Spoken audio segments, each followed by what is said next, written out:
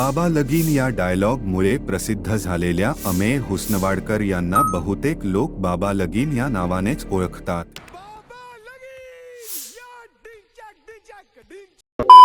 26 August 1970 मध्ये अमेयचा जन्म झाला. बॉलिवूडमधून अमेयने आपल्या करिअरला सुरुवात केली. नायक हा त्याचा पहिला सिनेमा ठरला.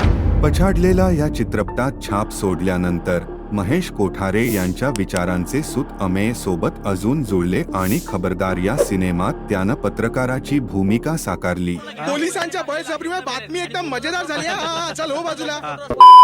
राजकुमार संतोषीच्या अजब प्रेम की गजाब कहाणीमध्ये त्यानं काम केले.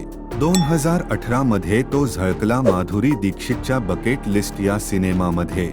तसेच सलमान खान सोबत त्याने एका जाहिरातीत सुद्धा काम केले. त्यानं केलेले हे काही हिंदी आणि मराठी चित्रपट.